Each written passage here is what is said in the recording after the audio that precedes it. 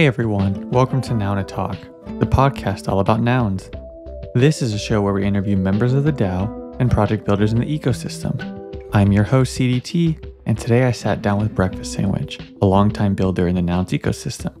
We go through his history as a photographer, coming to nouns and working on one of the first 10 proposals, and we even talk about his latest project, Nouns Coffee, and he gives us his recommended coffee setup. He's worked on several big props for nouns, and we highlight each one while also diving deeper into what makes a good proposal in the first place. This is a great episode for new builders to listen to and be inspired from if you're thinking of working with nouns someday. I'm excited for you to hear this episode, and be sure to check out the new YouTube channel for Noun O Talk, where we're uploading full episodes and clips each week. Thanks for listening and enjoy the show.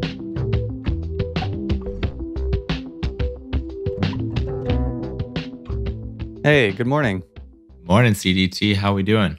Good. Good morning, Brkfstsndwch. How are you? Doing super well. You know, it's Friday today. Have some coffee. About to wrap up the work week. Get ready for the weekend. So yeah, it feels good. Super excited to be here. Totally. So you've done a lot, and I feel like you wear a lot of different hats. So how do you maybe describe yourself when asked, when you meet new people in the space? Hey, I do X.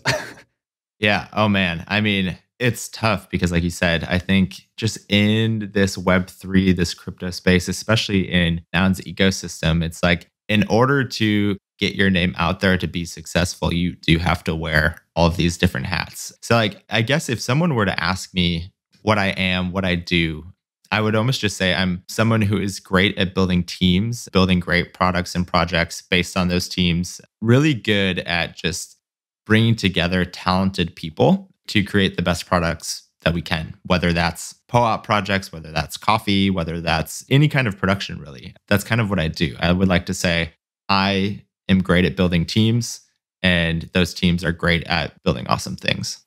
Yeah. So let's just go all the way back. Tell me either from education or previous work history, as much as you're comfortable sharing, what in your trajectory led you to being able to build these great teams, and talk me through some of your experiences. Definitely. I think going pretty far back, I've always been a creative person, whether that's design, photography, branding, always had this creative heart and creative mind. I actually spent the good part of 5 to 10 years throughout college and right out of college doing photography and design work full time. So I was in the weeds, doing the work, doing the creative work, and I loved it. But there was this analytical, logical, rational part of me that really wanted to ground myself a bit more. And so I had some great friends who were actually running marketing agencies. They had worked in design fields. They're like, you're really creative, but you're also very structured, rigid. You're great at following processes. I'm one of those people that's usually up at 5 or 6 in the morning, running, working out, getting ready for my day. And so they're like, there's actually this field called project management.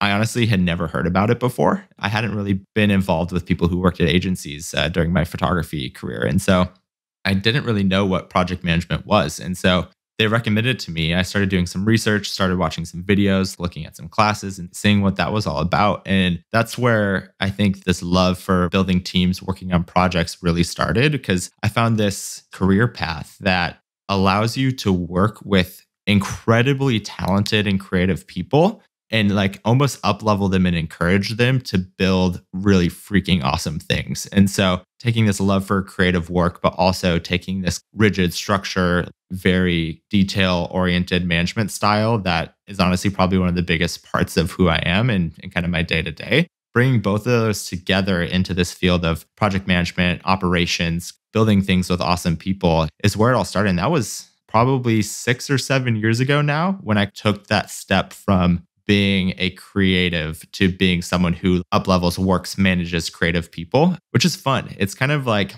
you get to see all of this awesome work. You get to be a part of it, but like you kind of get to be in the background. It's interesting because it is, I would say, almost a more humbling career path. You're not the one who, if you're, let's say, the director or the artist that's on a big project, like their name is most likely going to be the one on the credits. So it's an interesting career path that I actually really enjoy. And also that kind of ties into my love for where we're at now with this pseudonymous alias I'm going under with Brkfstsndwch, where I get to work with some really awesome teams. But it's funny because no one really knows who I actually am. But that's definitely a fun conversation that we can have later too. But yeah, that's the beginning of it all.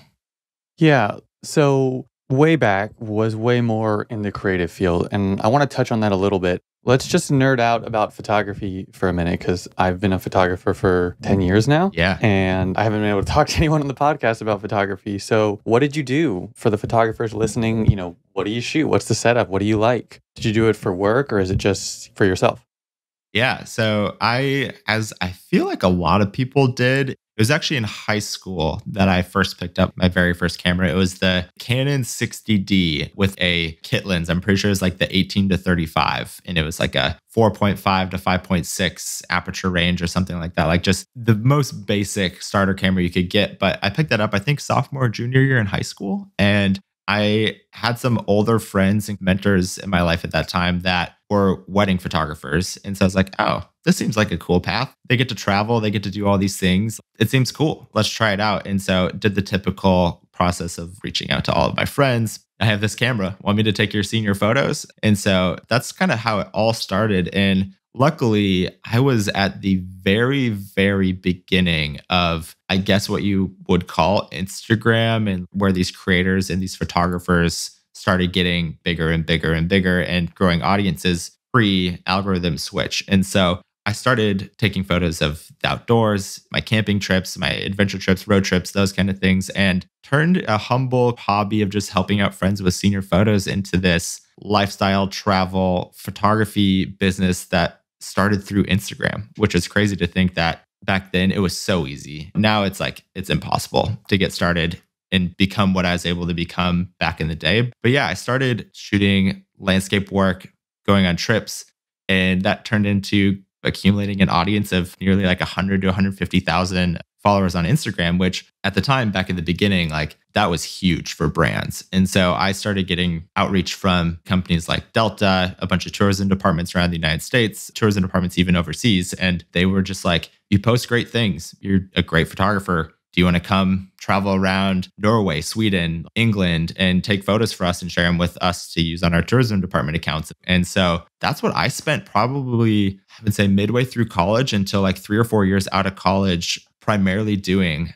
I did weddings as well on the side. I had this good business going, actually, that was sustaining me very comfortably throughout college and out of college. But I don't know, there was something about the travel and kind of this grind that happens in photography that doesn't really happen in other creative paths, at least from my experience. You ended up having to take so much work. You shot all these weddings. 20% of it was inspiring and fun. And then 80% of it was just sitting behind a computer, clicking copy and paste on edits to be able to get your final product done and ship off to the client. And so I just got burnt out by that.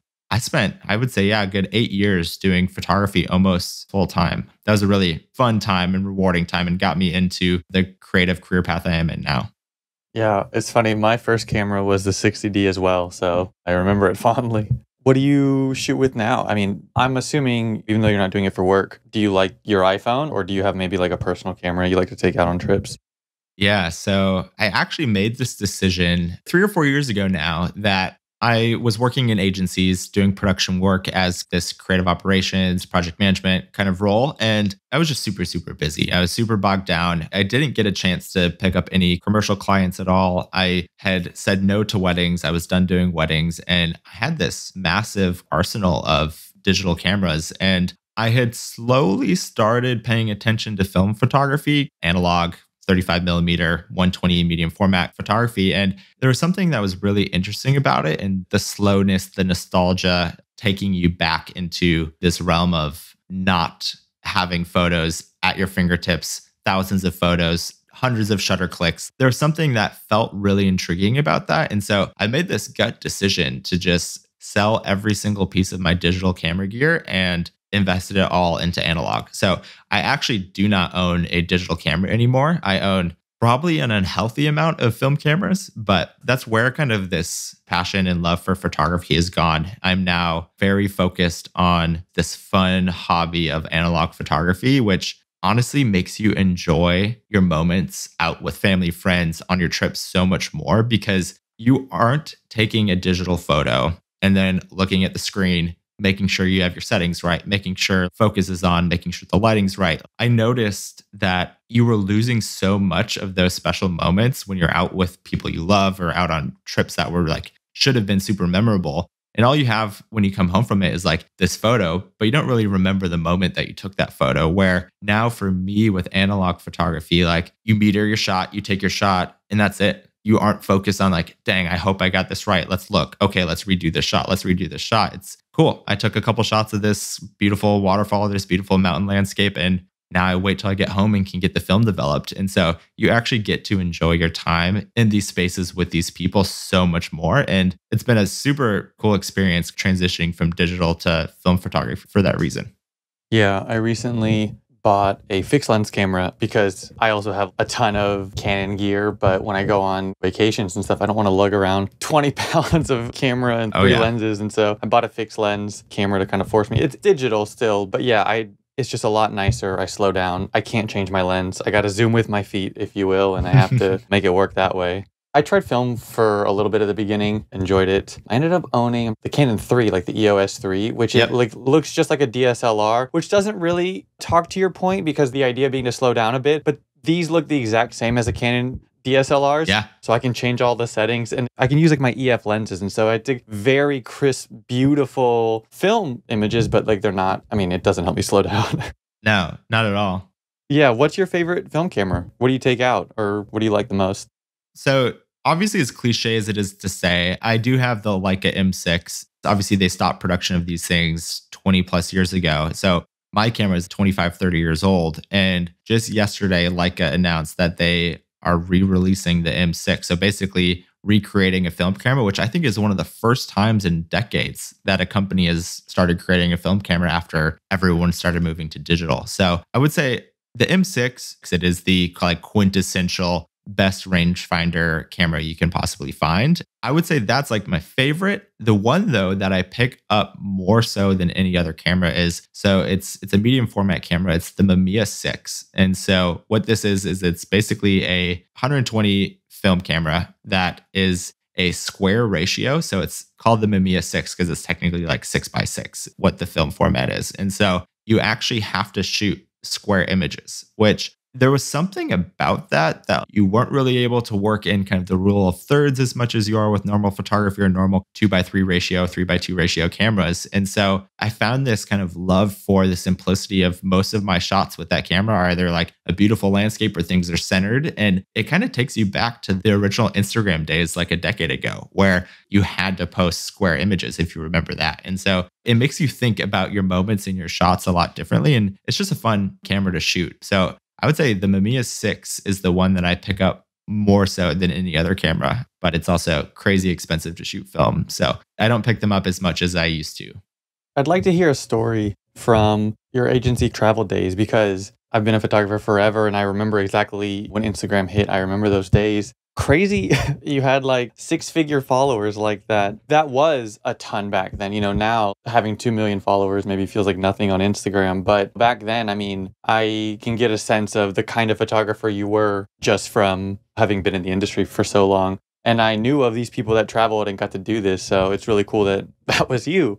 Do you have maybe like a story that sticks out or like a favorite place you got to travel through photography? Oh, yeah. Yeah, no, I definitely do. The one that would have been a paid trip that was kind of a sponsored trip through this, there are two. I'm having a hard time deciding which one was my favorite. There's one that I got to see the most of the world that I've ever gotten to see, which was a really memorable experience. I did this campaign for Avis, the car rental company, and they basically sent me around Europe for a month and a half. And they were just like, cool, every place you go, show them this. They'll know you're working for us. They'll just give you a car. Didn't have to worry about paying for gas or anything and just hopped around to probably 8 or 9 different countries throughout Europe, which was a really, really cool experience. And I got to see so much. Another one would have been Mexico City. Have you ever been to Mexico City? Yeah, I've shot a wedding there.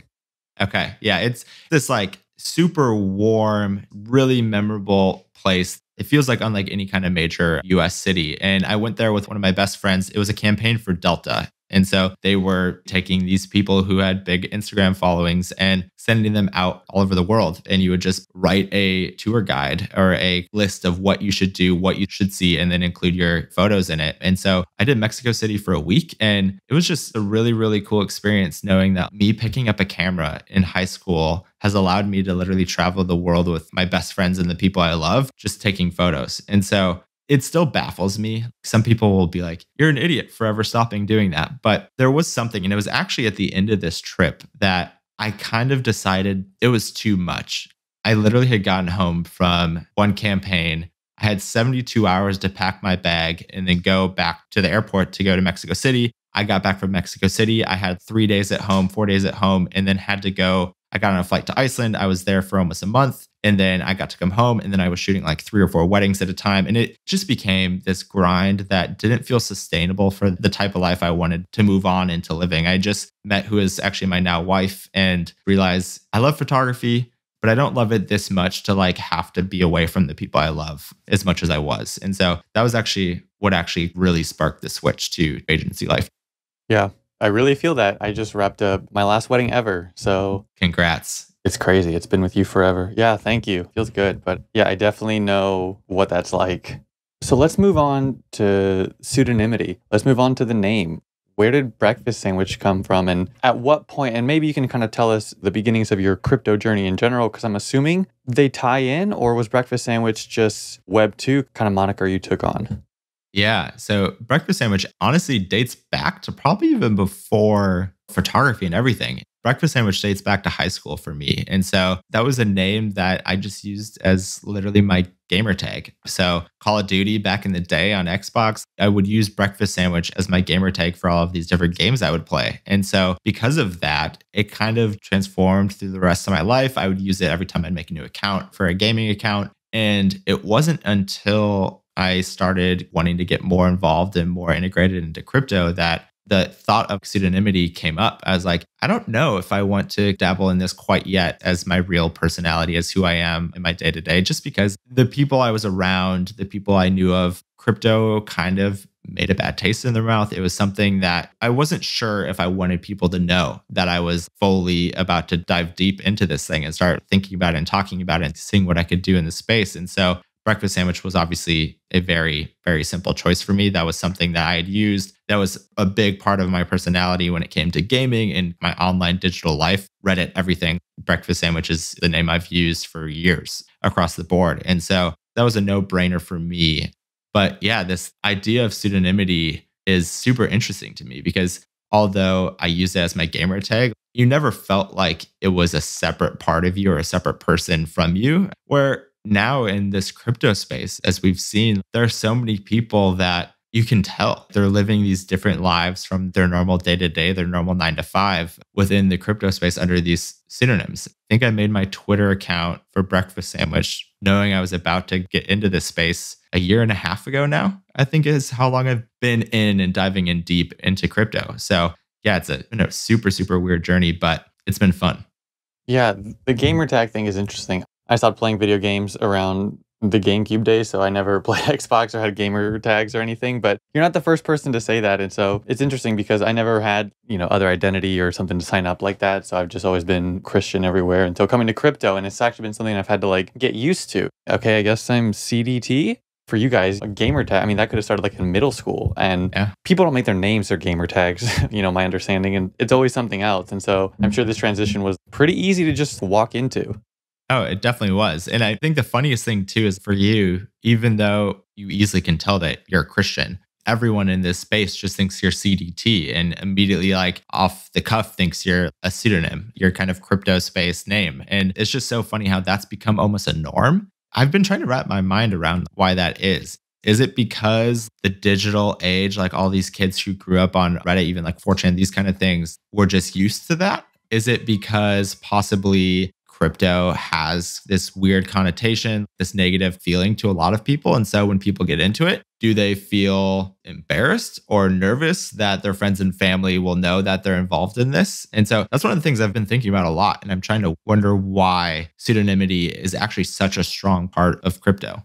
Yeah, I mean, as someone who's much newer to the space, my Twitter account is my personal one. I just kind of wiped my history and changed the username, but now I'm working in the space full time. But before I had a job, to me, it was just clocking into my second job with the hours I was putting in. It kind of was a second job. And so it's just the context switching, I guess. I don't really care about the anonymity. In general, things that I want to stay private are going to be private, whether you see my face or know my name. Like, you're not going to find stuff I don't want you to find. Exactly. Family, etc., those things. Yeah, so I don't really care. Like, it's funny, I was so naive when I came to the space, and then when I first joined Nouns, I know I've told this story before, but like when I first joined the Discord, I think it was like the first Discord I ever joined. I just came in with my name as my name, and my profile picture was just my face, and I was the one person like that, and so that's why I changed it. I was like, I guess I have to play along or whatever, and so crypto's always been like this context switching. Like, okay, I'm Superman, I'm putting the glasses on, I guess. Now I'm Clark Kent. Now it's the crypto persona.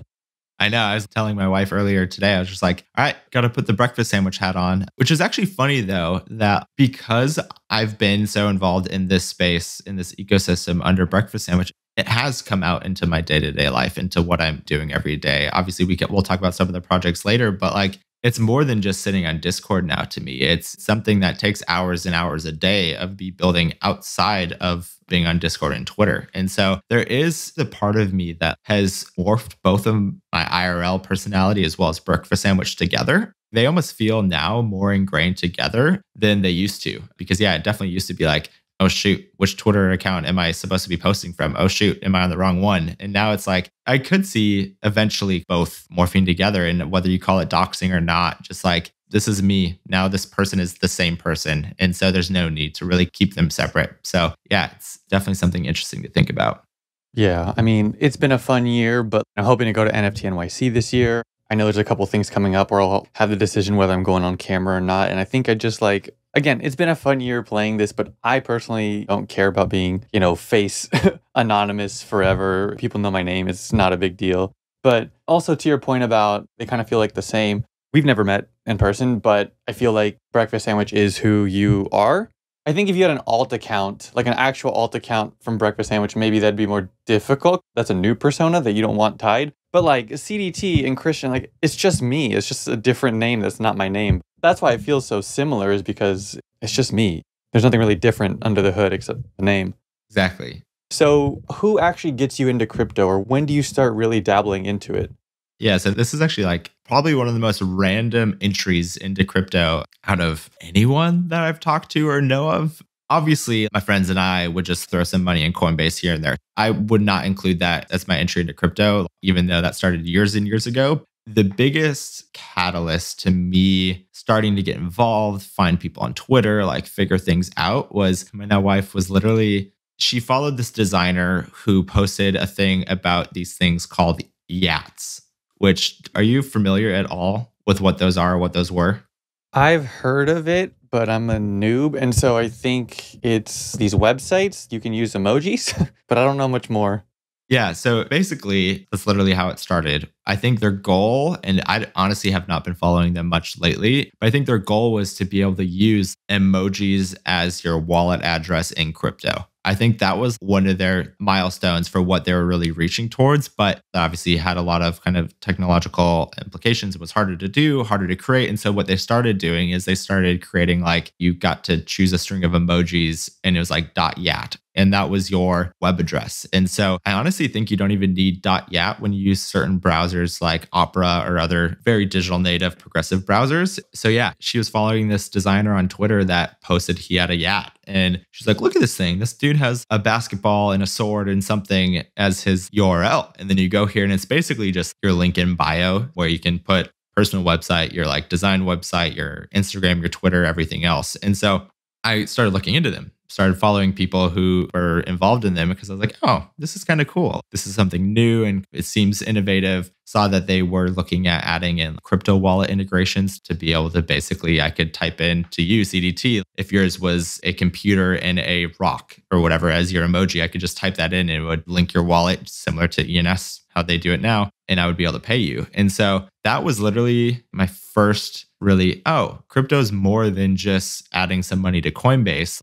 There's a lot to it. And so I started following more and more people. 4and56 obviously was huge at that time. I think this was right around the time that he bought his Ape Punk. And so yeah, I want to say this would have been 2021, January, February was when I started following people, getting involved, paying attention to what was happening. And I think that's all it was for a while. So spent like 4 to 5 months just following people, reading up on things, kind of getting informed in what this kind of uprising of cryptos and especially NFTs at the time actually was. That was like the start. And this was all actually on my personal normal Twitter. And I didn't start thinking about taking this dive in and seeing what I could do in the space until May or June of 2021. And so that's the start. That's where it all began.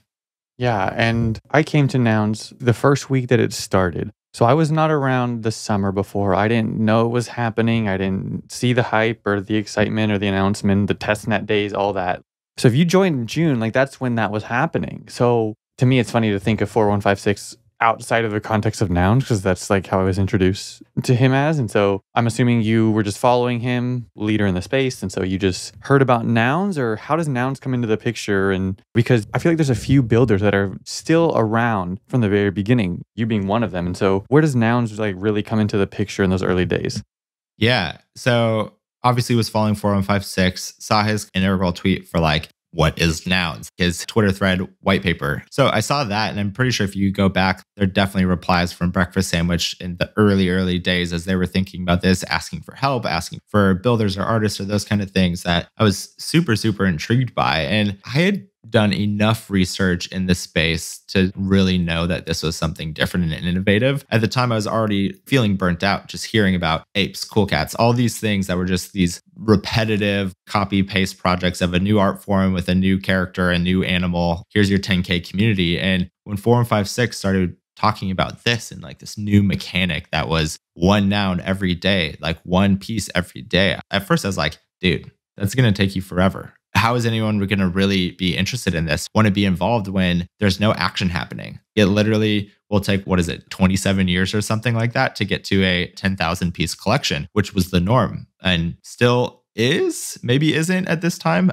I have departed myself so far from the typical NFT space that I don't even know now. It's really just Nouns, all I'm invested in. So followed all those Twitter threads, followed them like starting to ask for help. And this was when they first created their Discord 2 summers ago now. And I got in, honestly, like maybe one of the first couple hundred people that were in the Discord and started seeing that test nets were popping up. People were asking for Rinkeby ETH. Pretty sure you can see some transactions on my wallet from way back in the day, like sending Rinkeby ETH to some of the Nounders. And so I was that early where I was able to really know what they were building before the August 8th date that everyone, obviously it's such an important date in the space. But yeah, I ended up winning one of the testnet nouns. I think the hardest thing for testnet nouns were like Rinkeby ETH.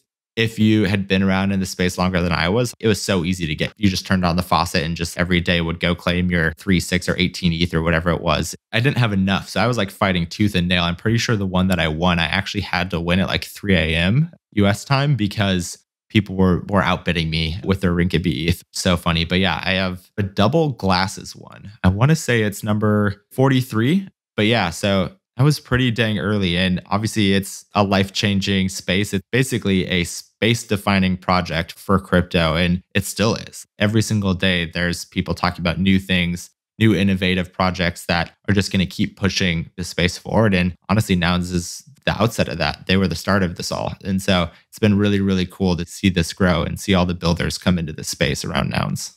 Yeah. Do you remember how much you won the 3 a.m. auction for? I mean, it was somewhere around like 40 to 60 is probably the range of Rinkeby ETH, which is actually funny because that's what it's going for now and real ETH. And so maybe that was a foreshadowing of what auctions would kind of be casually going at a year later. Yeah. So you're here. It's happened.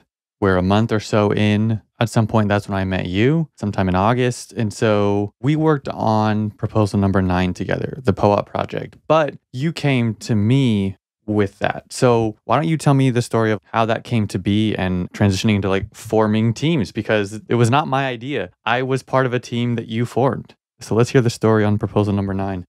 Yeah, definitely. So with Nouns, they started August 8th happened. They almost immediately started thinking about, cool, we're here. Now let's bring in governance. Let's bring in proposals. Let's use this treasury, which I honestly think blew up beyond even the Nounders' wildest dreams so fast that they're almost like, shoot, what do we do with this money? We have so much. Let's just pay people to do things that proliferate, which is a word you hear all the time around nouns. Proliferate nouns, proliferate this community, this ecosystem. Let's just throw money at talented people and see what they can do. And so I was obviously around at that time. It took me a while to try to figure out what I could do, what I could bring to the space. Because like I said, my biggest additive to projects like this is actually the team building side of things. Ideating is great. I can be creative and collaborative and come up with great ideas too. But it was September. Nouns had been around for a month.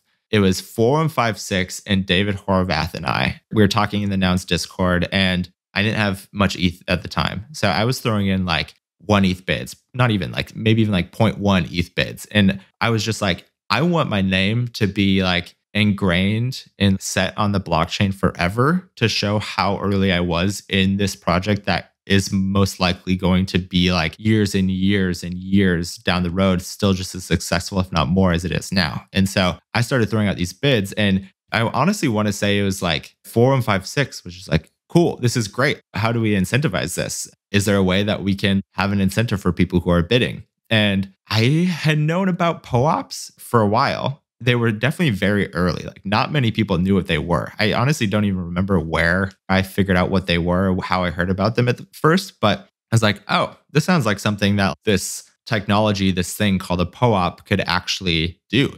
They're pretty easy to make. I looked it up. They're pretty easy to send out. How do we use these to like bring forth this idea that 4156 David Horvath and I had? And so I just started thinking about how we would do this, what kind of team we would need. Obviously, we would need an artist. Obviously, we needed someone who knew how to code. That was more so like a front-end developer, because the nice thing with POAPs is you actually didn't need to have any real Solidity experience to be able to use them and integrate things into them. And so I knew we didn't need a Web3 native dev. We needed a good front-end dev. We needed a good artist to do the POAP art. And then we needed someone to create this UI or this design that would intrigue people or keep them interested in a website or whatever it was that we were going to create. And so David Horvath was obviously the no-brainer choice for the artist. He was involved in this initial conversation. He was very trusted in the noun space and also just in the crypto space. And then that brought me to finding a front-end developer. And so I had been involved in SharkDAO.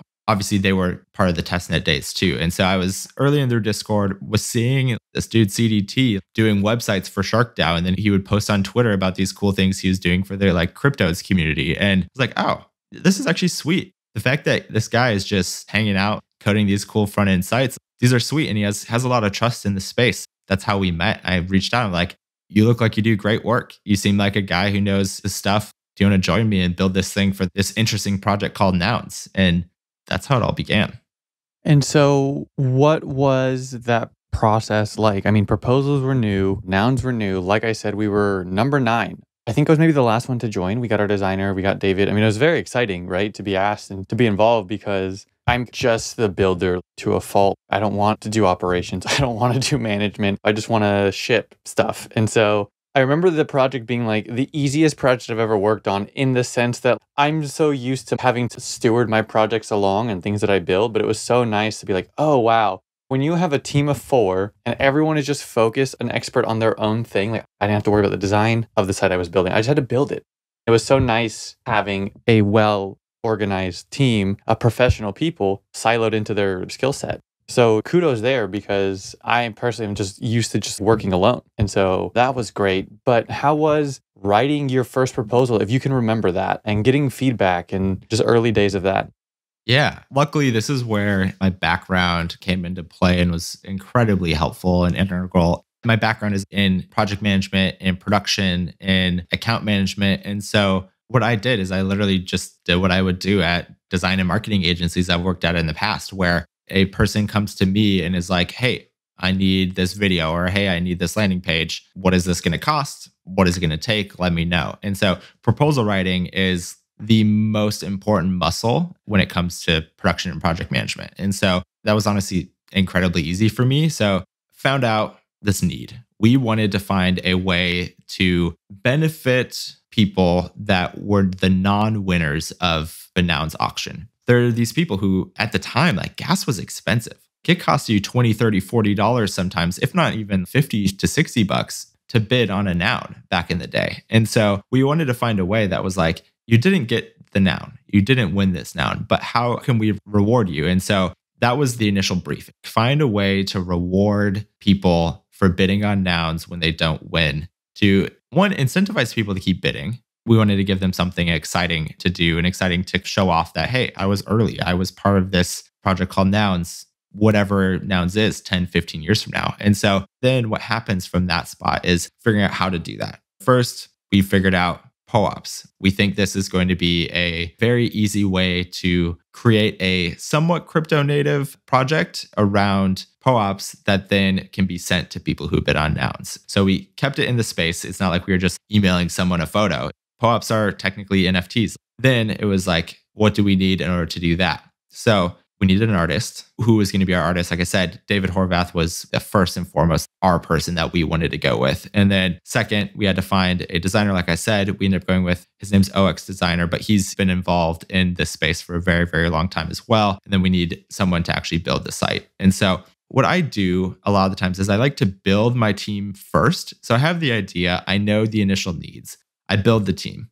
And then from there, I know you were involved in this process, but I put an initial draft together of what this looks like. And so it's the typical, what do you need? Why do you need it? How are you going to do it? When is it going to get done? That's the typical 4-question process when it comes to building a proposal. So let's run through those questions because that will help if anyone's interested in putting together an official proposal. The why, the what are we building is a way to incentivize people to bid on nouns and also reward them for bidding if they didn't win. The why is this helps proliferate nouns. It keeps people engaged, gives them something to share to their friends to get them kind of onboarded into this space. Like, look at this. Keep people bidding, make people excited about bidding. And then you go into the how. And that's where this team comes in. And so it's find an artist, figure out an art style, create the POAP art. Once we have the art done, it's cool. How do we get this in people's hands? How do we make people know about it? We need a site. We brought an OX Designer and you. And then from there, it's how do we get these in people's hands? And so figuring that out was obviously a little more complex. If people are familiar with POAPs, it's very hard to natively integrate POAPs into your own front end or into your site. It's definitely gotten a lot better, but we had to figure that out too. And then it's putting the schedule and the timeline together because when you're asking for a pretty large sum of money to help fund the work that's going to this project, you want to be able to show people, we will have this done by this time or as close to this time as possible. You don't want them thinking cool, here's 40 ETH, 50 ETH, 60 ETH. Hopefully this gets done. You want to show people, no, we have our stuff together. We have this schedule. We have this cadence. You will get to see rounds of revisions for review at this date. Holding yourselves accountable happens the most in the timeline phase of putting a proposal together. And that's honestly where I think you, me, OX, and David collaborated the most on in this proposal was cool, how much time do you need? As a project manager, I like to think of myself as being more on the side of the team than on the side of the client a lot of the times. Because if you don't have a happy team that is comfortable within their timeline, that they can create great work, if you're rushing people, you're not going to end up with a great result. You do not want to rush your team. But also what I found through my experience too is if you give people too much time, the quality actually degrades from there too with the work because people find other things to fill their time with. They'll get busy and preoccupied on other projects. They won't have that nice attention to detail that you would want. And so there's always a very happy medium. And I think the timeline phase of a proposal is the most important, but also the hardest part in creating. So that was my initial thinking with how we put together this proposal for POAP V1, which was proposal number 9. I think there's a good balance of being on top, setting expectations, but also backing off. You definitely did not micromanage, but you definitely gave us flexible enough expectations of when to get things done. I'm curious from maybe a constructive criticism for other people kind of point of view, just from proposals you've read, things you've seen, because you've been a part of 3 or 4 proposals now, and we'll get into the other ones in a minute. But where do you maybe see proposals falling through in the communication? How can you give some advice maybe to other people? Are people writing it for the first time? Because for me, I understand we're asking for a lot of money and things need to be clear. And maybe sometimes people are nervous, and so they overwrite is something I see a lot. We see these novel 3-page long proposals with stats and charts, everything. And I understand that it's maybe in an attempt to really communicate and over communicate and like transparency to try to like convince the user, the voter, the reader of the idea. But I feel like maybe it goes too far sometimes and it's too much to read. Attention is scarce. And so what's your maybe key points of advice for new proposers or just critique of proposals you've seen? Where do they maybe fall short? Yeah, I've definitely witnessed that. The overwriting, the overcomplication of proposals is people's biggest downfall because the people who are going to approve this, you need them to read it. You need them to understand what you're asking for. And so when you overwrite and write this thing that's going to take me 30, 40 minutes to read, there's no way I'm going to read the whole thing. And then I'm way less likely to click the approve button on your prop because I don't actually know what it's about. And I think that's one of the biggest downfalls I've seen. In terms of advice, obviously we have this thing called discourse, which is a place for you to share the initial thinkings and initial proposal for your idea and is a great place for us to get feedback on our proposals.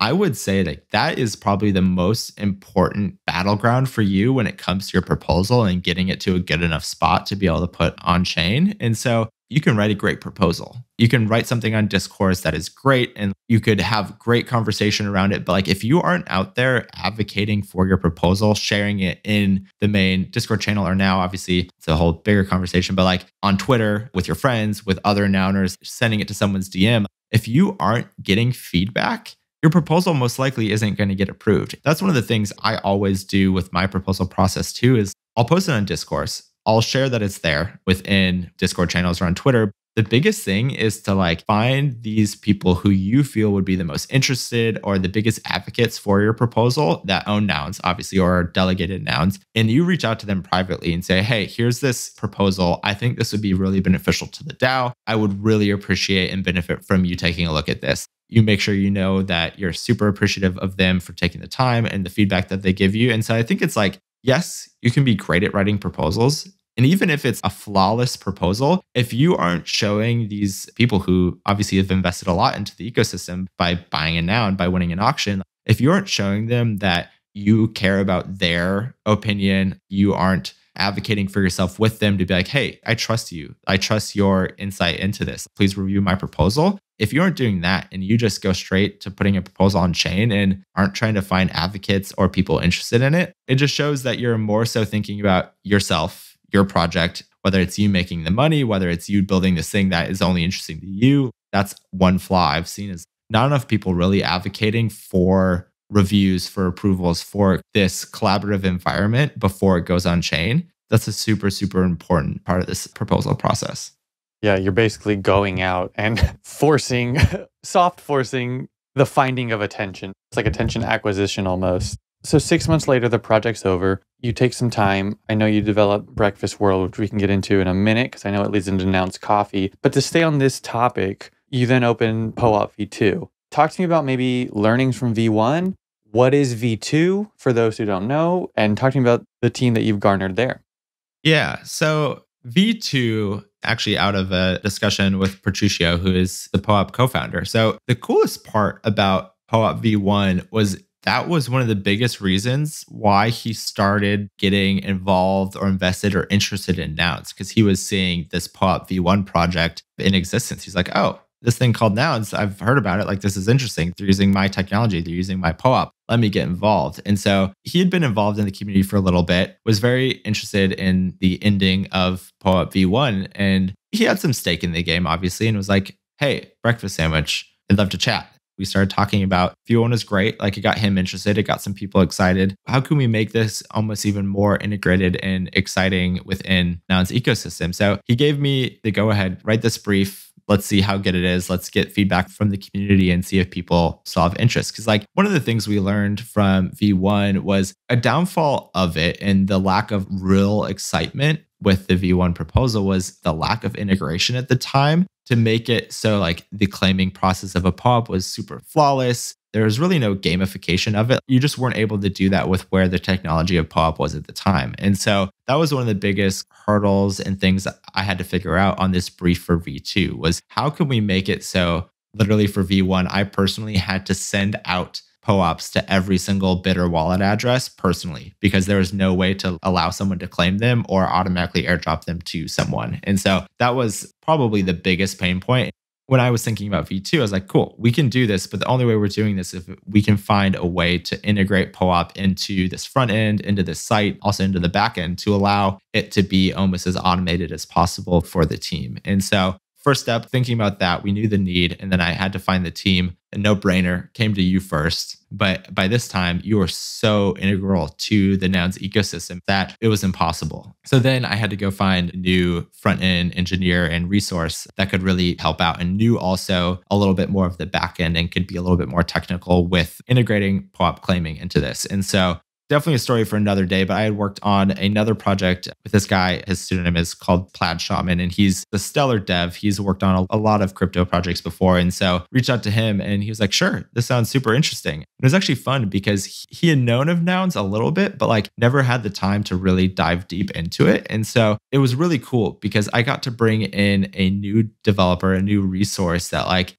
now has the wherewithal and knows of Nouns and can contribute so much more to the ecosystem. That was a really, really cool thing to be able to do. And then we wanted to find an artist that was very well known in the space in Nouns. And so Sir Nodes was a very, very easy choice for us as well. So reached out to them. We ended up using our same designer. So OX designer that did V1. He was just so great. He has some awesome experience. And so, yeah, I was building that team and we're super, super close to being finished with this project. But what we ended up doing is instead of just creating a typical landing page with some POAP claiming in it, we actually are almost done with building out a whole new auction front end. So it's this really sweet, rebranded, almost Windows 95 style front end that will allow you to bid on Nouns, win the auctions, and then also have your own login portal based on connecting your wallet, where it will show you all of the POAPs you'd won based on your bidding and also allow you to claim them through the site. We're going above and beyond this proposal for sure. The proposal is literally like create a landing page that allows you to claim POAPs. And we were like, you know what? We have some talented people. This is the time. And now, honestly, it seems more important than ever that we have multiple front ends, just with the way like the Discord is shutting down. Allowing people as many places as possible to interact with Nouns, I think is super, super important. And so, yeah, we decided, let's do a little extra work. Let's add some time to the timeline. Let's do this right and do this sweet. Hopefully in the next couple of weeks, you'll be seeing a brand new front end and a really funky, fun design that allows you to bid on a Nouns auction and also claim your POAPs within the same space. Yeah, very excited about that and what's to come. So you worked with Plaid Sherman, and I want to get to Nouns Coffee, but let's talk about the beginning of your coffee project through Brkfst World. One, I'll say it again. It's funny that it was your gamer tag. I was always curious about that because the Brkfst World, the Brkfstsndwch, the coffee drop. I remember you did these Twitter spaces. They were like in the morning. The branding's always been so good. So talk me through the beginning of that and kind of that first coffee drop and then where Nouns Coffee came to be. Thanks, man. That means a lot. Brkfstsndwch, yes, it was a gamer tag, but also I've always been that person that's up really early, huge breakfast aficionado. I go on my runs at 5 or 6 in the morning. I'm super hungry afterwards. Breakfast sandwiches, eggs, bacon, you name it. Breakfast is my thing. And honestly, the thing that probably makes my heart the happiest out of almost anything in the world. And it was easy to take that love for breakfast, for coffee, for all of these things and pull them into a project. We're coming up to the 1-year anniversary of Brkfst World, which is super cool. And I have some exciting things planned. But I started thinking about it this way. I had built this personality in the space. I was nearing 10,000 Twitter followers, which I guess in the space at that time was a decent amount. And I was like, you know what? I have this community. Like, how can I leverage this community to make something cool, make something innovative? We know I was involved in a Nouns Bitter POAP project at the time. I was super involved in Nouns, knew that this project was going to be the most successful, most interesting project for many months, if not years, if not decades to come. And so it's like, I wanted to create a derivative of some sort of Nouns, test out the waters in the crypto space, see what I can do in terms of creating a project and a community. And so we ended up doing that. We created these little, I actually was the one who did all the art for them, but created all of these little pixel breakfast sandwiches that a few of them wore noggles. And we launched this project. It was Halloween weekend last year and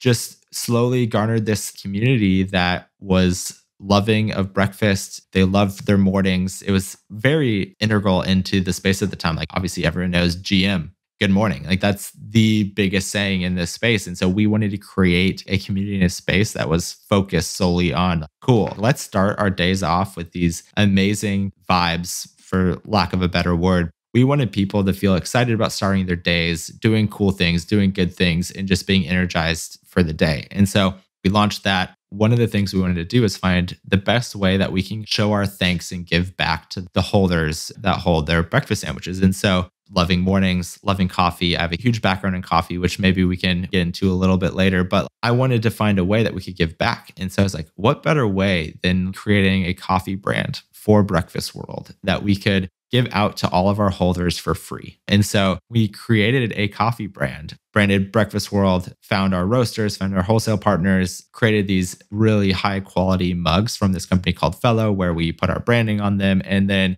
it was end of January, February of this last year that we collected addresses from every holder that would give us to them. And we sent them a care package of coffee and a Fellow mug for free. And so we decided this is one way that we can give back for saying thank you for being involved in this community, staying with us through this community. And that was kind of the onset of the coffee process for where Brkfstsndwch went and now is taking it into Nouns Coffee.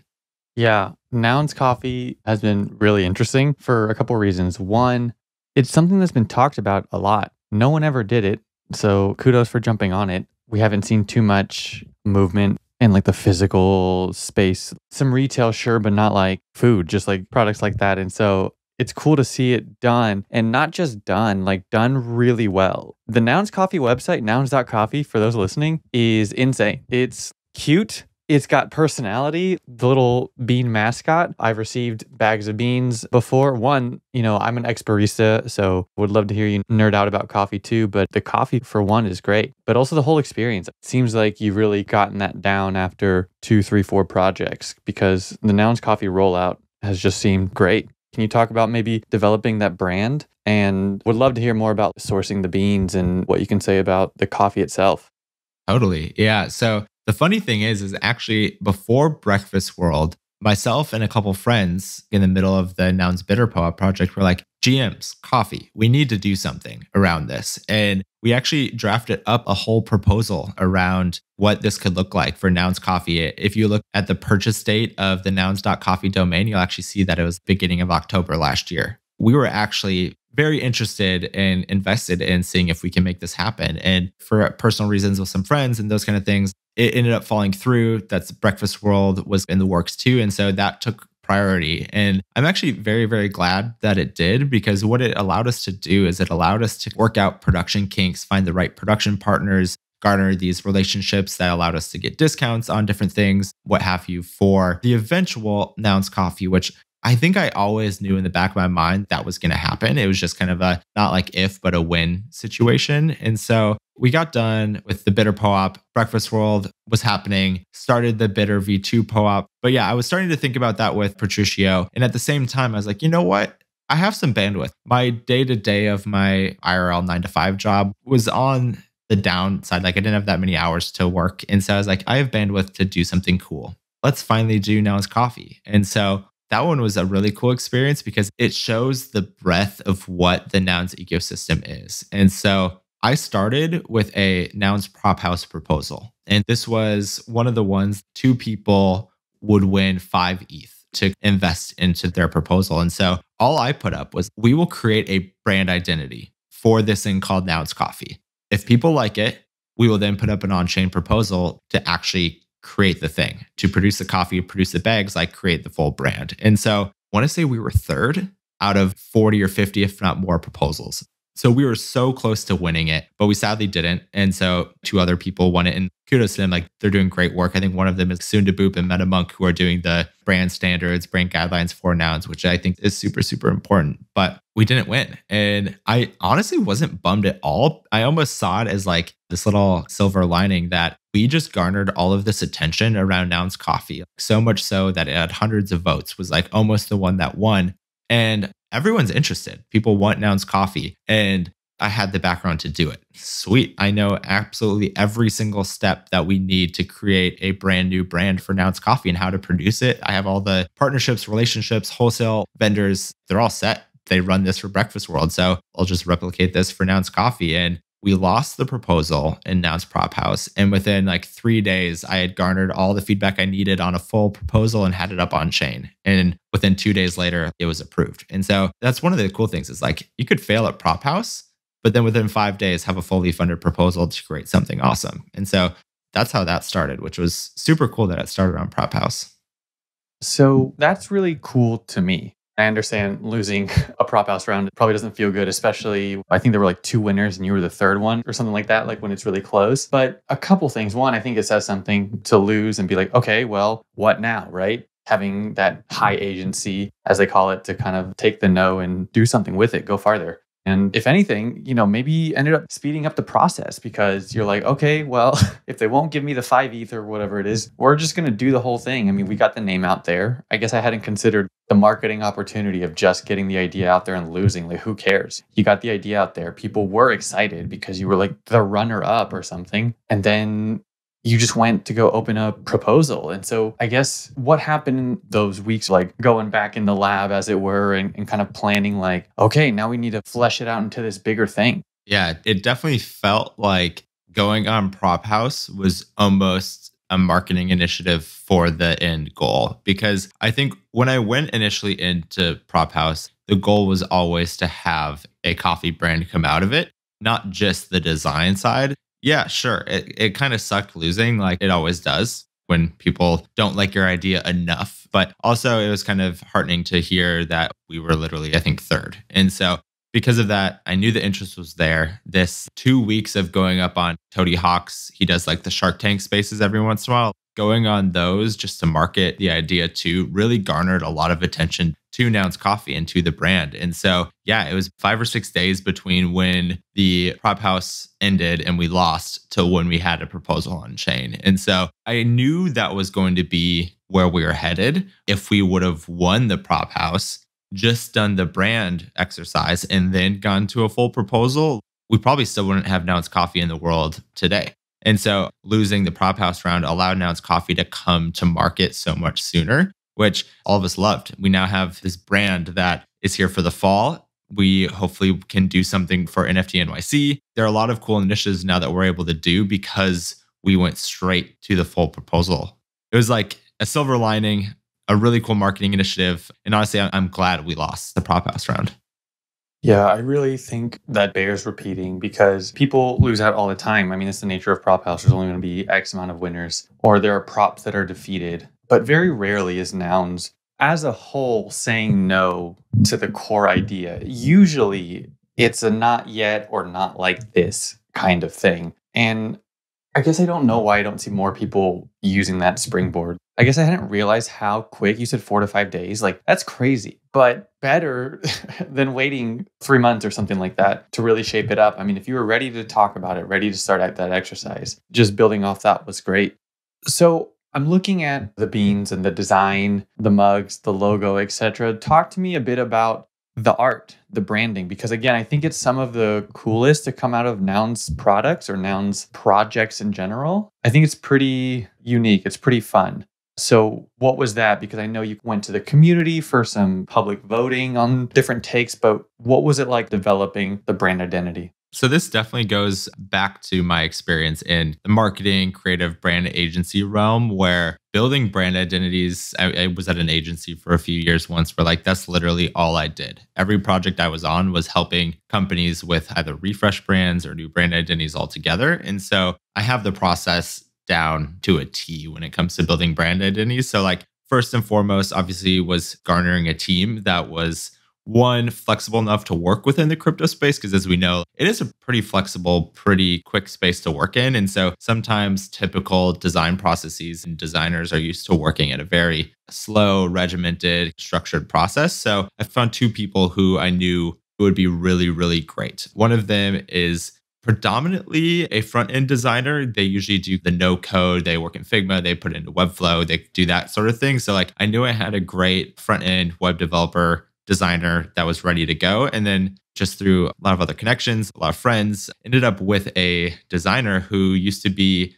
a senior designer and art director at one of the biggest third wave coffee companies in the world. So working at places like Blue Bottle Coffee, Stumptown Coffee, like all over the place. And so we got super, super lucky to bring in a designer of that caliber that was used to working in this coffee space. And so basically, what that then led to is the typical brand identity design process. So we went to the drawing board. We went through the mood board processes where we actually had both designers not necessarily like competing against each other. Sometimes designers feel like it's like that. I like to view it as more of a collaborative. Each of you go off, do 3 to 4 unique mood boards each of styles and directions where you're pulling in type, illustration styles, color palettes, photography styles, like whatever it is, pull these into mood boards and then let's come together and review them. So I think we had 6 to 7 or 6 to 8 different mood boards that us three, myself and the 2 designers as a team, looked at and reviewed. We narrowed it down to 2 or 3. And then from there, what we had them do is take those mood boards and work them into more of a high fidelity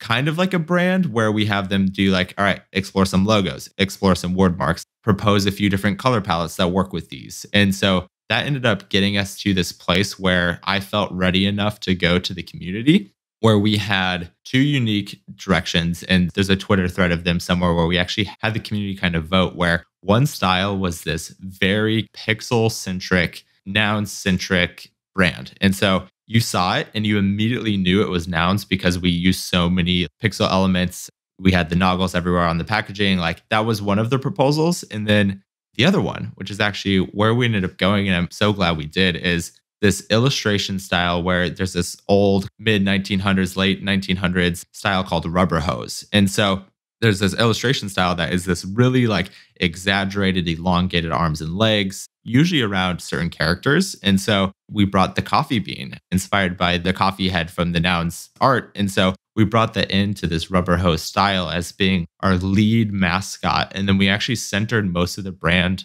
around that. And so we put this to the community. And a lot of people were like, no, I love this pixel centric noun style. You should go with that. It's the most recognizable. And this was one of the turning points in the decision to go the way we did is my thinking with this. And this is one of the issues I see with so many NFT projects, crypto-based projects that are trying to like get into the real world, whether it's through products, digital goods, whatever it is.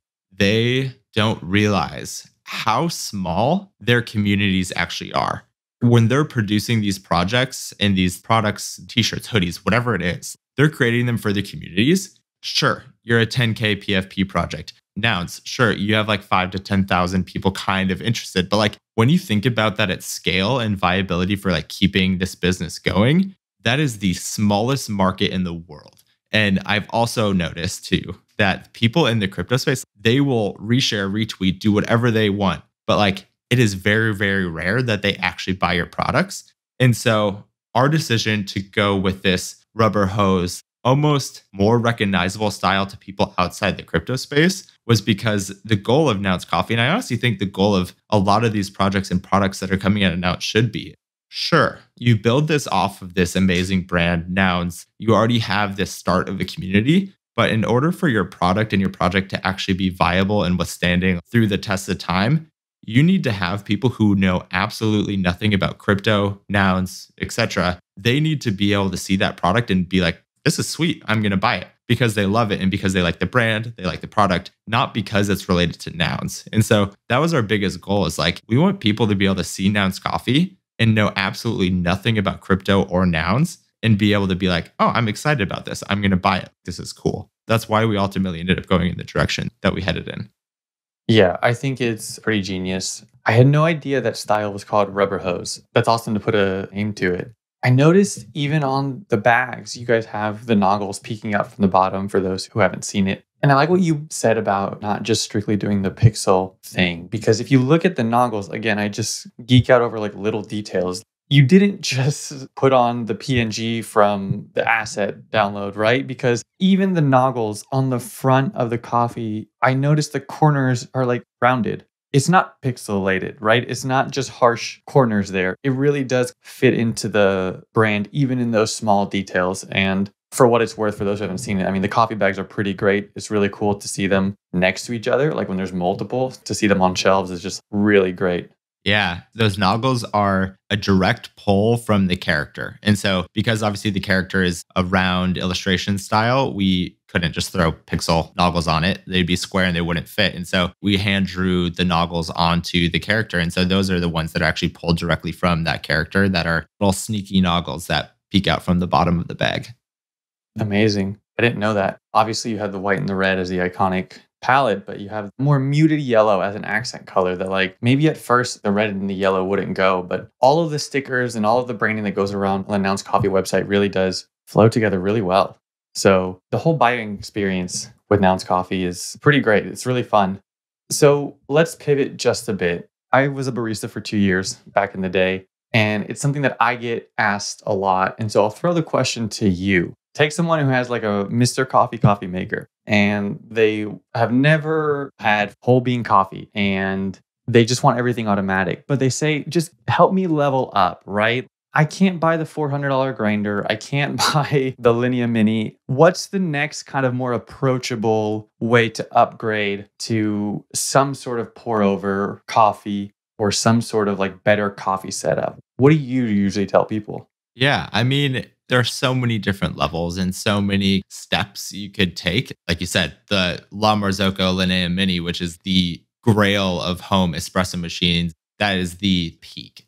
If you are ready to drop $6,000 or $7,000 on an espresso machine, you've made it to the peak of coffee. And so obviously there's so many steps in between there, between the Mr. Coffee type people and the people who have a machine like that. And so if someone was literally, they had their Mr. Coffee machine, they bought their ground coffee pre-ground from Starbucks or from the gas station or grocery store, like the next step and the next level up from there, if people were really looking to get into coffee, they wanted to see what was out there, like see what everyone's talking about. They hear all these people at coffee shops or third wave being like, ooh, I taste notes of chocolate or notes of cherry. And definitely the people who are used to drinking Mr. Coffee will be like, what the heck? I just taste coffee. And so it's actually a really cool eye-opening experience. I've done this with quite a few of my friends where you actually do the pour overs with them and show them how to taste different flavors and different notes from coffees. And once you have someone to kind of be your guide and take you through that experience, it opens up the addiction of coffee gear, whether it's pour overs, espresso machines,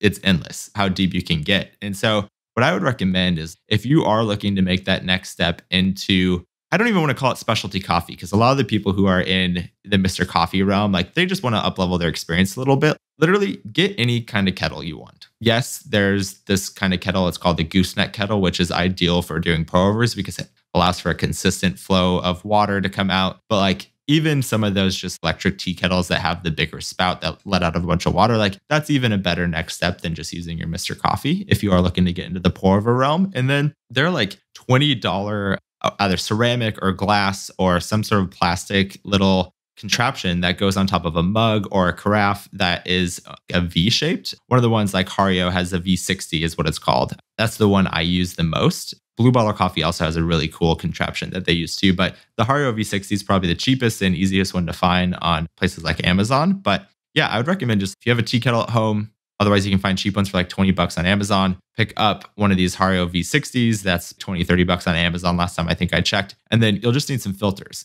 Sure, you can start with your pre-ground Starbucks coffee from Starbucks from the grocery stores, but otherwise, I would definitely recommend just going to a local coffee shop that's not a chain, asking them, hey, I'm getting into coffee, like starting to test things out. I want to try some pour overs. Could you recommend one of your beans that you have for me? And you probably don't have a grinder at home if you're using a Mr. Coffee machine. And so if that's the case, it's fine to ask your local roaster to grind your coffee. And so I would just start with that. Have your local roaster grind your coffee. Make sure you have a tea kettle at the very least. If you can afford or want to purchase a gooseneck kettle, that's obviously better. And then just get a Hario V60. And so then you would be able to try out this new process that I honestly find therapeutic, the methodical nature of actually sitting there, pouring your water over your coffee. Like if you truly are looking to get into coffee, that experience is something that just feels super therapeutic and rewarding versus just pressing a button in the morning and turning on your Mr. Coffee machine. Yeah, I can hard co-sign that. I've had a bunch of stuff throughout the years. And I mean, even if you take good care of your Chemex, one day you're going to be washing it and you're going to drop it and it's going to break because they're made of glass. Yep. So my setup is the V60 and I bought the plastic one on purpose. Smart. Because you could chuck it across the room and it's going to be fine. Yeah, get your filters on Amazon, get the electric gooseneck kettle, and you're good for like $40 with a really lean and mean setup, which is great. And, the burr grinder is going to be the expensive part if you want to take it to that step. But yeah, your local coffee shop will do it for you, which is great. So once Nouns Coffee was out and the initial excitement and income of orders, etc., have come out, now that you've taken maybe like a step back, how do you reflect on the project itself? Was it kind of what you expected? Has it been bigger? I understand you have some partnerships that are in the works or have started. Can you kind of speak to the impact and kind of the future of Nouns Coffee? Yeah, definitely. The initial reception of Nouns Coffee that we got from the community was beyond what I even expected. I think we had 50 to 60 orders within the first hour or two of launching the website, which, as I said before, in the crypto space, people will say they're excited, but they almost will never buy into things. So, like, just seeing those orders come in was this really nice affirmation that, oh, cool. Even these people who are very, like, sometimes flaky, but also just having them buy into our project and see that, oh, cool, people are interested in Nouns Coffee was really, really rewarding. After the initial like week or two of launch, when everyone bought their coffee, they got their mugs, then it obviously started to dwindle out a little bit. And that's where some of these partnerships are coming in that I think are going to help us reach people outside of the crypto space, which I think is one of our biggest goals at Nouns Coffee, is to like have people that know about crypto to be our smallest demographic when it comes to purchasing Nouns Coffee. And so one of the big ones that we're working on now is actually exciting because it garners attention from another funded Nouns project. So Nouns Esports is this funded project where Nouns now has an esports team where they sponsor a bunch of different games, a bunch of different athletes and players to be able to keep them going and fund them as they play in all these tournaments around the world, winning matches. It's really, really cool to see. I would say like that project in terms of reach and visibility has been the most successful Nouns project to date. They're getting thousands and thousands, if not hundreds of thousands of views on their streams when they're playing in these tournaments. And it's cool because they're like all wearing the noggles and the Noun sunglasses that people have made. And so that's super, super cool. And in gaming, you think Monster energy drinks like Rockstar, Red Bull, all these things. And that's cool. Nouns doesn't have a G Fuel type product at all, at least not yet. We need to keep these people fueled and caffeinated. Nouns Coffee is caffeine. It's a really cool brand. It's really fun. It's obviously Nouns centric, just like Nouns Esports. So I reached out to some of the people who run the Nouns Esports team. I was like, hey, I think there's something here. We're both Nouns projects. Let's support each other. Let's figure out what we can do. And so we're really close to releasing a referral program with all of their athletes. And so what we'll be doing is every single player will be getting a referral code that then on all of their streams, they'll be able to share with all of their viewers, where they will actually get a little kickback too from every time their referral code is used. They'll get a certain percentage. It's kind of like a give situation where we're helping out the Nouns esports teams while they're also helping out Nouns Coffee. So that's a really, really exciting partnership, which I think is probably going to be going live in the next week or two. That's number one. And I think that's going to really help us reach an audience. It's adjacent to crypto, but like it's outside of crypto in a way that I think it will help make Nouns Coffee so much more sustainable. I love that. There's something really cool about this professional esports team, or teams rather. There's several of them now. Drinking, being sponsored by, helping sell Nouns Coffee, and in their own context, in their own world, at tournaments, at games, etc. And it just like has nothing to do with the auction, with the DAO, with anything, right? I love that about Nouns, like really pushing it into just other contexts that maybe isn't obviously Nouns, and they're still there. And to that point, like I said earlier, I am not a gamer, never really have been, but I agree. I think the esports pod and efforts have been some of the coolest to see and that have excited me for whatever reason the most. So really cool that you guys are working with them and supporting them in that. Yeah, we're really, really excited. And like you said, it's super cool to see every once in a while on the streams when one of these players just lifts up their Nouns coffee mug and starts drinking. And like the nice thing is like, sure, they might run out of coffee, but these mugs, if you haven't purchased one or haven't received one yet, these fellow mugs will keep things cold for over a day. They'll keep things hot. Like you could literally fill up your coffee one morning, put the top on, and it would still be hot the next day. These things are top notch for whatever drink you want to have in it. And it's just cool, whether they're drinking energy drinks or coffee out of them, just seeing someone who literally doesn't even know or has never been on a noun drinking out of a Nouns coffee mug wearing noggles while they're playing video games. Like it's super, super cool to see. Yeah. And shameless plug, I use it every day for my second cup. So I usually start with a mug. And then if I have to go out or something, I always have 2 cups a day. And my second one, I put in a Nouns coffee tumbler. Awesome. Yeah. I threw out the Yeti. Don't have that anymore. We don't need it anymore. No, we don't. No, we don't. So what's the other partnership you guys have in the works? Yeah. So RAC, who is a musician artist based in Portland on the West Coast, he's actually opening up his own cafe and coffee shop in Portland soon. And so one of the things we've been trying to do too is find wholesale partners. And so he actually ended up reaching out to us and was just like, yo, I'm starting this cafe, this coffee shop. Can we get Nouns Coffee in this coffee shop? And I was like, 110% yes. Like this is the coolest partnership we can do because for any of you that don't know, RAC, he actually is a noun owner too. He's a nouner. So having this relationship, this partnership where like this guy who's actually a very, very talented musician, don't quote me on this, but like I believe he might even have a Grammy. He's a pretty big deal. And he's starting a coffee shop with some friends in Portland. And we were like, yes, let's figure out what this looks like. And so we'll be working on this wholesale relationship where if you're on the West Coast, like you'll be able to go into his cafe and buy Nouns Coffee and hopefully be able to have it on pour over, have it on drip.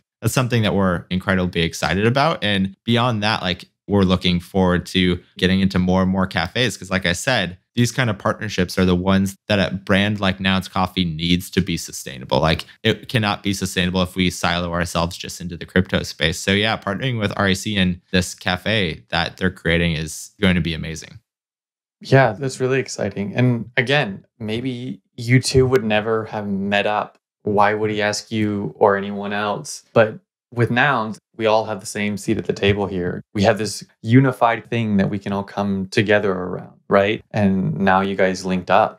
I'm curious about how that works. I mean, again, if this is like not sorted out, no worries. Is this like Nouns Coffee wholesale providing the beans, but it will maybe be like, let's say it's RAC coffee shop or whatever. Will we see the nouns from the front or are we selling bags and he has other beans? Or like, how does that work? If you can speak to that. Yeah, I don't think they've figured out the official logistics of it all on their end, but what it will most likely look like is a lot of cafes will do this where they actually bring in wholesale whole beans, your normal 12-ounce bags from a bunch of different roasters. And then they have them all up on like their coffee shelf. And then they'll decide each day or each week what to have on brew, whether that's on espresso or on drip or those kind of things. And so I'm assuming it'll be that sort of situation where like you might be able to walk in and you'll look over at their coffee shelf where they have kind of myriad of different beans from all over the place. And one of those will be Nouns Coffee. You'll be able to look over and see the little noggles peeking out from the bottom of the bag, staring at you, telling you to buy it, which will be pretty cool to see.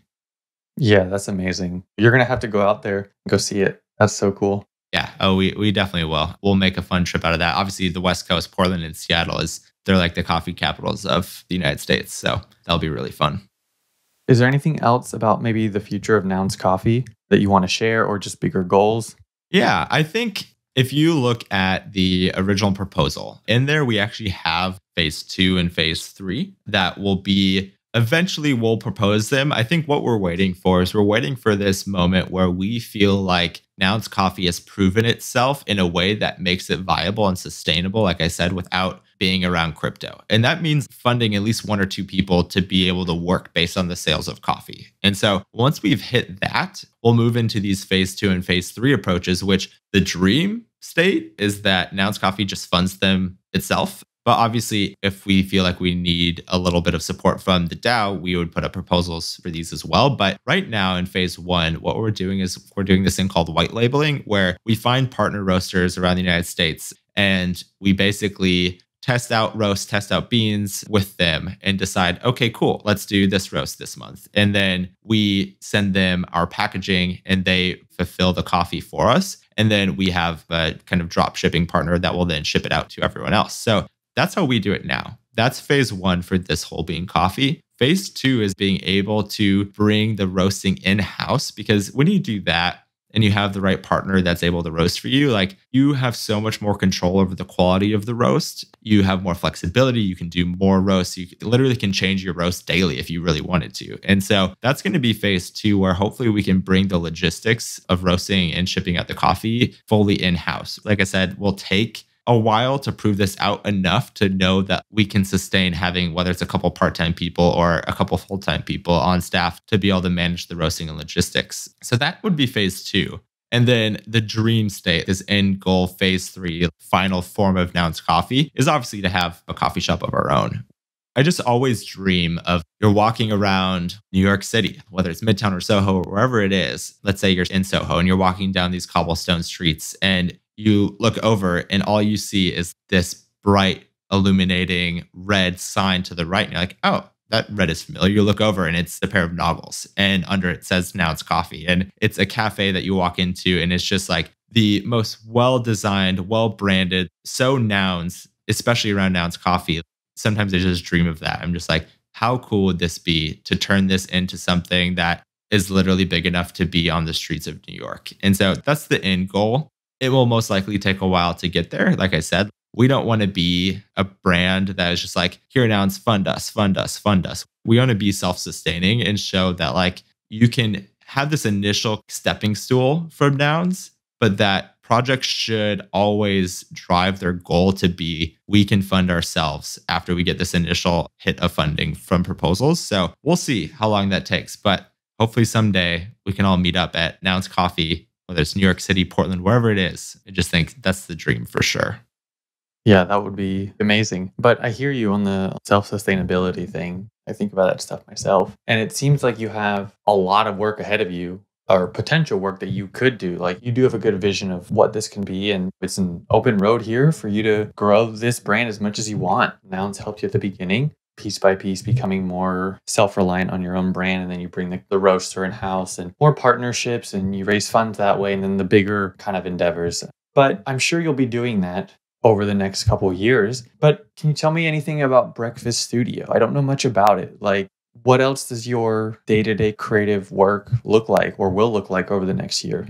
Yeah. So Brkfst Studio it was kind of founded underneath. So if we look at it in this way, like Brkfst World is this conglomerate, in a sense, like parent, quote unquote, company. The original company, the LLC, is Brkfst World. Underneath that, we have Nouns Coffee operating. And then we also have Brkfst Studio, which is the design arm that has supported both Brkfst World, Nouns Coffee, the new POAP prop. So basically, it's this studio of designers, developers, artists, strategists that we have that we're currently trying to build up more and more and hopefully be able to be this somewhat crypto-based, Web3-based design and branding studio, but also eventually hopefully help people outside of the crypto and Web3 space. And so what we're doing now is building up interest in builders, whether that's developers, designers, strategists, copywriters, what have you. We're building up the interest now for the hope to be able to start pitching out projects outside of ones that are Nouns-centric or within the Nouns ecosystem so that we can have this fun, sustaining branding and development studio that I could see it getting huge. I could see it staying small. Right now, it's just a group of 5 or 6 people that we're all here and we're all willing to work hard and build some cool things. And so right now, the Web3 space is obviously the most viable. There is so much work to be done in this space, especially around the design, development, and branding side of things. You have a lot of great technological people that know code. But when it comes to branding strategy and design, that's where I think in order to get mass adoption in this space, we need a lot of help in. And so we're hoping to keep the studio going and build it up even more to help out, whether it's projects or even bigger brands that are trying to get into Web3 or crypto, to be able to support them in a way that up levels and bridges that gap between the real corporate world and Web3. As we're winding down here, I did wanted to kind of end on this note because I think it's really important. I think there's a big opportunity here. And I think it's smart that you're already starting to talk about how this is a thing that you guys do or are trying to do, because there's a ton of people with ideas and the desire to start building things, but it's really hard to do it alone. Like, it's not that easy to be self-sufficient with these things. because you do need design help or you do need kind of ops help for bigger projects. And so I've talked to other people who have thought about similar kind of like Web3 agency, but I haven't seen it. And so it would be cool to see that coming out of the Brkfst name, right? Brkfst Studio, especially because you have this track record and kind of this history with a project like Nouns that could really help as you grow that. Especially, I keep saying this, I just feel like one of the biggest things that we lack right now in this space is good design help. It just feels like there's a million devs with no one to help them design things. And so I think it could be pretty big opportunity for you guys to maybe be around. And I'm not sure how willing or open you are to work today, but if anyone listening was curious, how can they reach out to you for work? Yeah, definitely. I mean, even just you saying that reminded me too, like, sure, we have some great designers and developers, but we also have people, obviously in my background too, in ops and project management. And so sometimes that's the biggest hurdle. You could have an incredibly talented designer, incredibly talented developer, but if you don't have the logistical experience to actually like build out a project plan, put around a proposal, actually build out this timeline to get us to an end product, designers and developers spin and spiral all the time. And then they end up just foregoing their project because they don't know how to get to the finish line. And so I would say, like, if you have an idea, whether you're a designer or developer, if you yourself need a team, my DMs, Brkfst Sandwich, like, they're always open. You can reach out to the Brkfst Studio Twitter handle too. I mean, like, we're even open to consult if you have an idea and don't know how to execute on it. Or even if you need help, if you're in the Nouns ecosystem and want to figure out how to get a proposal up on chain, like, we're happy to be here to consult too in that and help you build timelines, help build project plans to get you to kind of your end goal and your end product. So yeah, I would say, like, we're definitely open to work. If you have an idea and need help building a team to help execute it, yeah, we're here. Reach out. Our DMs should be always open. It would be funny to see an arm of the agency be like Nouns proposal critique and writing, because I feel like there's kind of an art there. It's one of the list of our product offerings is like Nouns proposal writing and assistance. That's been something I even reached out to people like 22 and just been like, I'm even here just to help out. Because like, obviously, the better the proposals are in the Nouns ecosystem, the faster this brand, this culture, this movement are going to grow. We're all here. We're all building in it. All of us will benefit from Nouns becoming bigger and bigger. And so our DMs are always open. Feel free to reach out. We're here to assist. We're here to help build teams, kind of whatever you need. Well, thanks for being here today. Thanks for going over the history of all the work you've done. We're really excited about what the next year of Brkfst Sandwich Studio world, etc. has to offer. Where can people find not just you, but all of the other brands? Yeah, definitely. At Nouns Coffee is Nouns Coffee for our Twitter handle. Nouns.coffee or shop.nouns.coffee are where you can find the site and our product offerings. The Brkfst Studio is our design arm. The Brkfst Sandwich is my Twitter handle, so you can find me there. Try to get just Brkfst Sandwich, but some yoga instructor from the UK is trying to charge me $2,000 for it. So that's probably not going to happen, but we'll see. And then, yeah, Brkfst World NFT is the Twitter handle for Brkfst World, which also we have a Discord that we're trying to slowly incorporate into or build into being a GM morning coffee centric space for Nouns as they start to wind down their Discord. So feel free to join that too. All the links should be at Brkfst World NFT and on the site that's linked in the bio. So yeah, a lot of places to find us.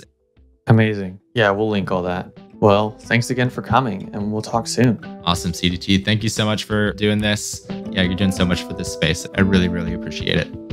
Yeah, thanks. Good luck on everything. Talk to you later.